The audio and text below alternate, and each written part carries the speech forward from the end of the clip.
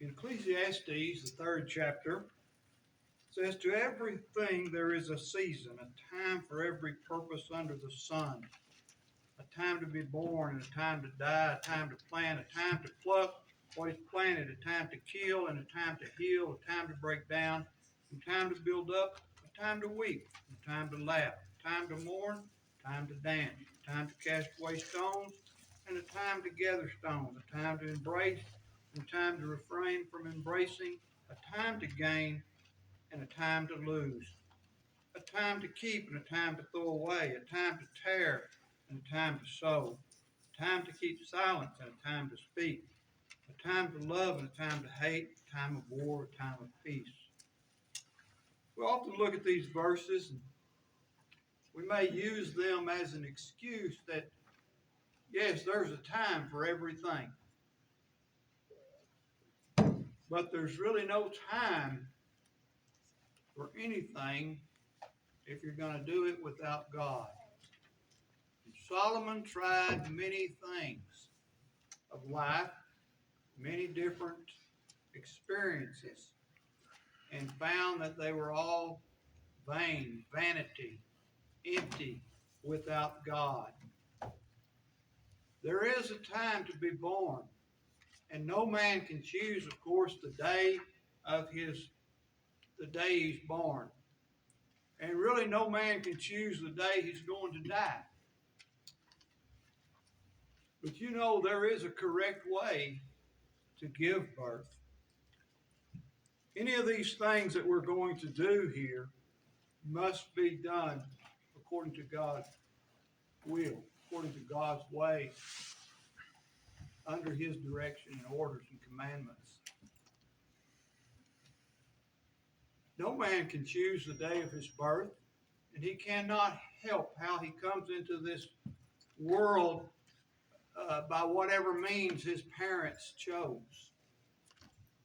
They may have done it out of wedlock.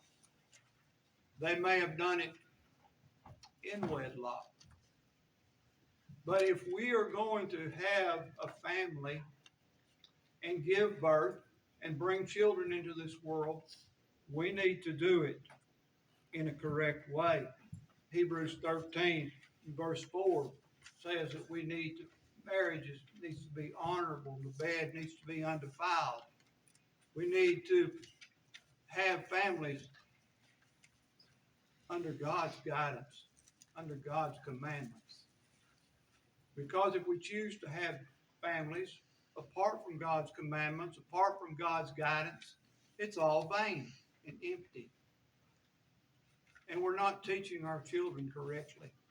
If we're going to give birth and have children, then we need to be responsible for those children when they come into the world. They're born innocent, and they can't choose their parents. But parents can choose how they're going to raise their children. And children, as they grow, make the choice of being obedient to their parents or not. Abraham had a child, Ishmael, incorrectly. And look at the problems that it's caused. David had a child incorrectly. And look at the problems that it brought to his life. We need to do these things under God's commandments, under God's guidance. We may find a time to cast stones, but when we're out casting stones and the church is assembling, we're doing it at the wrong time. If we're going to do these things, we need to do them at the time that God has set aside for them to be done. But we're not doing them where they'll bring any profit to our lives or to our children's lives. We need to do things correctly. Judas died incorrectly. It was not time for Judas to die when he died. He should have committed suicide. He should have waited upon the Lord and chose repentance. But he chose suicide. It wasn't his time to die. He took his life at the wrong time. We're going to die, and we will die. Hebrews 9:27. It's appointed that a man wants to die, and after that, the judgment. We need to die